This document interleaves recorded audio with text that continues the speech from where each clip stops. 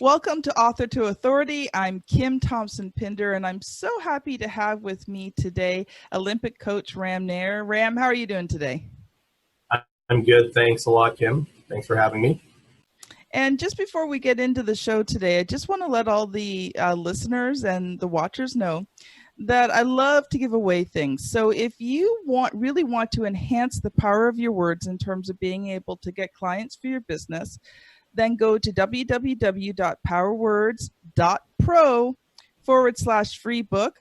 And in that book, I'm just going to show you some really fantastic ways to not only introduce yourself, spoken and in writing, but just be able to make a really great first impression. So I'm really happy today to have Olympic Coach Ram Nayyar on the program today. And Ram is the author of The Sport of Life, and you can get it on Amazon. And Ram, you're also an Olympic coach. So why don't you start off just by introducing yourself and telling us a little bit about how you came to be an Olympic coach? If you really want to have a good laugh about that, I went into the wrong gym. Was where it all started. My parents had signed me up for a little course, and I, wandered into the wrong gym in Edmonton and saw badminton, and then we went and visited India, and I ran around too much, and my grandmother bought me a racket, and I started playing. I came back, wanted to play, did a bunch of playing, always thought I'd be a lawyer, followed that path, and then discovered I didn't become a lawyer. I tried to study and get in and do all that stuff, and then found myself one day saying, I really enjoy coaching, because I reflected back on the times that my coaches had helped me, and thought that was a great way to spend a life. And I'm grateful for having all of the opportunities that I have until this point to do that. And everything is full circle in many ways. You start off here, and you move up and you get to the pinnacle of your career, and then discover, okay, well, I've done this now, and now what? Because you can't continually coach Olympics. Maybe some people can, but for me, the path is different. Mm-hmm. So also, I know you mentioned in the book about the time that you were first coaching little kids and the impact that it had on you. Why don't you talk about that? Because that really influenced your decision to become a coach, didn't it? Yeah, I think when you see that you're helping somebody in a positive way, whether it's with their self-esteem, and when they're little, they just want to have fun, and they have fun. Fun equals happiness and joy, and I'm not sure that there's too much greater than providing happiness and joy to a child, and to see them actually gain confidence, and be a little bit more self-aware, depending on what age they're at, and it's their thing, right? Like I've always said, this is your path. I mean, I'll just carry your backpack for you, but this is your path. Awesome. So I know that you're really focusing in right now on helping people with performance and achievement. And why don't you talk to us a little bit about that? Because a lot of our listeners really want to achieve great things in life, but they feel kind of stuck and they feel kind of hindered. And I know that you are amazing at getting to the core of what's really holding back. So what are some of the biggest things you see from people achieving their goals and dreams? Well, I mean, thanks for that. I think, again, the same joy that I feel, when you're teaching a child, or you're teaching an adult, or you're teaching a physical skill, is the same joy that happens when you teach a mental skill. And so performance achievement sort of became this thing for me, because one of my mentors commented that, you do this for athletes, you can do this for people. So why don't you do this for people, and do this for? And I thought, great, we can actually do this for people, and ultimately everybody. And I don't care who you are. I don't care if you're a mom that has a little bit of time, has something that she wants to do and just can't find the time to do it, or a business owner that is stuck and going, okay, I've got all this money, I've got all this time, I've got all this, but I'm not happy. Why am I not happy? Ultimately, it's the looking inwards and conquering your own fear, and that fear will manifest itself in so many ways. So laziness is fear. So laziness is fear masked, right? It's masked itself, and it's showing, okay, well, sometimes you're just like you outthink yourself. Sometimes you set a goal that's way too high and say, okay, I'm going to be blank, whatever that is. Sometimes you set goals that are too low and say, well, I'm accomplishing it. That's easy. Well, okay, I'll feel good about myself if I go and, make that ham sandwich, whatever that happens to be. If the goal is too low or too high, that's one you have to ask yourself, like, am I doing that? Am I not setting goals high enough?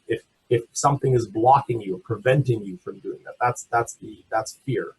But ultimately, all of these things are manifestations of fear. So what prevents people from performance achievement can simply be put this way: I don't know what my goal is, so a lack of clarity in the goal, and 2, a lack of process in accomplishing that goal, and then 3, overcoming the fear that would prevent you from actually doing that. That's it. Really simple. Know your goal, know why you're going to do it, set out a path, sure that you've studied that path and you've got logical, expectations, then get over yourself. Away you go. So let's talk about fear a little bit, because fear is something that just is so sneaky, and yet people think it's so hard to overcome, but it really isn't. So talk to me a little bit about that. So just today I had a client today who I asked to do, one of my exercises, and I listened. A business owner, very successful, but it was fascinating because when I listened to, I made them write out a bunch of things and then read them to me. I said, oh, so wait a minute, we're not talking about business at all. We're talking about your relationship, and specifically your relation to those around you and how it reflects your relationship to self. What I got was was a sobbing person. Because so the first thing I can tell you about your fear is understand it and see it and understand what it is. Like, you're the only person that can do that, right? You have to seriously look at it and say, what is it? Like, don't name it, give it a name. Devil, I give you the name, right? Whatever that is, like, name that thing. And most of us don't do that because most of us stay on the surface. So my job is to get you beneath the surface, right? Get you thinking in a different way. And sometimes it's easy and sometimes it takes a while. And we get to it, we name it, and then you go, oh my gosh, okay. Because I asked the same person, well, what if your business suddenly was worth, $100 million? Would you be happy? Would you be in the same place? And I said, don't answer that. I want you to think about it. The answer came back, I'd be in the same place. But you came to me to figure out why you're, to improve your business. Okay. That's not what it is. It's not what it is. So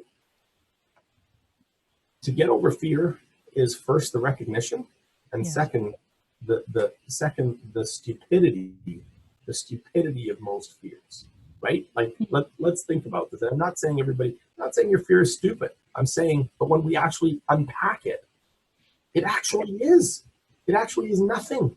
It's like the person I have great big strong men that are afraid of mice or that hate spiders. Okay, what are you afraid of? What is it? And most of our fears are like that. They're fuzzy, creepy, crawly things that we just don't like. We don't want to deal with it, and we think. And you know what? I don't mean to sound negative, but we're not here forever, so we may as well deal with it now, right? And that great saying, you'll always regret the things you didn't do. And one of those things that we all need to do, start naming your fear and working past it. That is awesome. I remember our discussions when we were collaborating on your book, and And we talked so much about fear and how unreal it is. It's almost like a shadow. You know, at first it seems like this really big, humongous thing. And then you walk through it and you realize it really wasn't what you thought it was at all. Yeah, absolutely. And you know, we have lots of practice doing that. Like when we look at children, for example, they're fearless. Okay, like they get on a monkey bars, like, oh my god, he's gonna fall. They're fearless. They haven't learned that yet, but then they fall in their head and they learn it. Well, now we've got a job to do as adults. Are we going to reinforce that, or instead are we going to make them understand that? If they can understand it, they'll probably continue on and be fearless. If they don't understand it, there's a good chance that they're going to be afraid of the spider when they get older. Yeah. Because we just keep it. And I mean, and you can look at it in anything, but most of, you know, Kim, the sad part is most of us are actually most afraid of ourselves. Yes. That's where we are most afraid. We're afraid that, you know, we're somehow flawed, we're somehow inadequate, we're somehow whatever that is. And I think we really need to examine that and say, look, I'm just gonna be fearless. You know, I'm gonna do it despite my fear, and I'm gonna learn that it's nothing. It's a shadow. It's a cloud. It's nothing. It's nothingness. You ever, for any of you that are sort of sci-fi geeks and watch the original Star Trek, I you know, I wasn't around when they were making them, but I've got the entire DVD pack. But neither was I.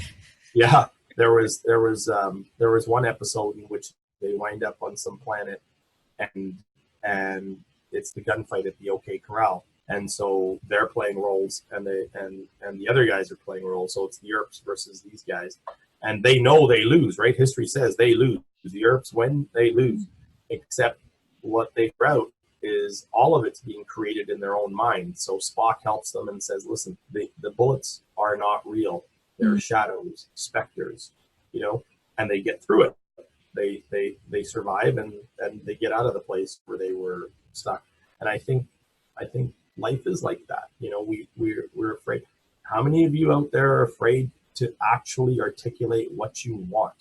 If it's writing that book, if it's singing that song, if it's, you know, climbing that mountain, whatever it is that you want to do, how many of you are actually afraid of articulating, actually saying it? So let's start saying it, because it's a good thing to do that.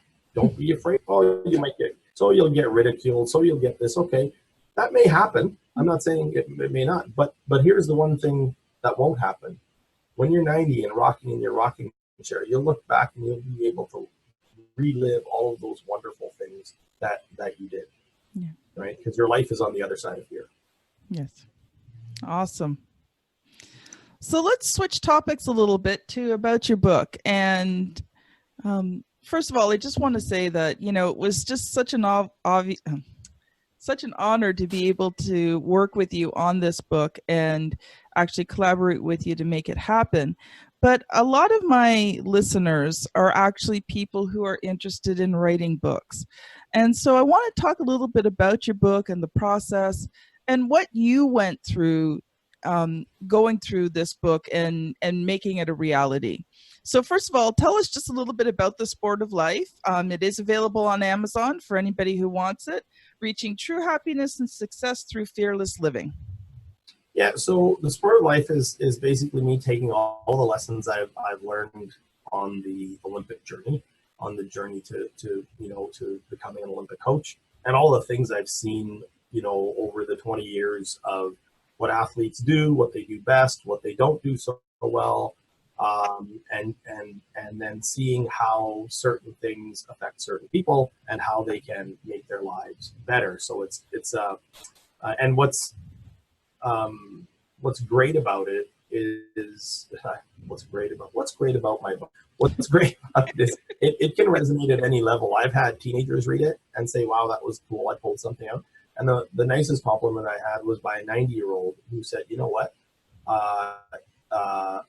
you made me really think about my life. I saw a lot of me in there. And there's another reader, and I think he's almost 90, but his stepsons tell me that he won't talk about it because it affected him so much. So, to each their own. I like to think I don't really do anything. It's their own reflection on these words that make them come to life.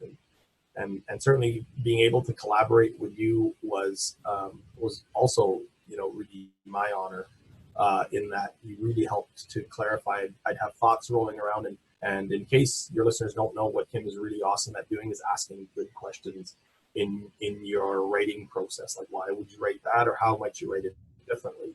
And so that was, I think what you get is the true essence of who I am as a person, but also what are some of the things that I picked up. I was thinking today that learning is such a privilege, and I'm so privileged to have had such great teachers. And when we learn something, I think it becomes our responsibility then to also teach that, and share that with other people, so that it might affect their lives. My book may not affect millions of lives, but it may affect one, and isn't that enough? Yeah. And that is the heart and core of it, isn't it? That we write these books. Like when we first talked about writing your book and working on your book, that was the biggest thing that I got from you, was the fact that you wanted this book to make a difference in people's lives. And it didn't matter how many people it made a difference, and just as long as at least one person it affected. So, that was just something that was really awesome about working together with you. So you're an Olympic coach, so obviously you've done some pretty amazing things in life.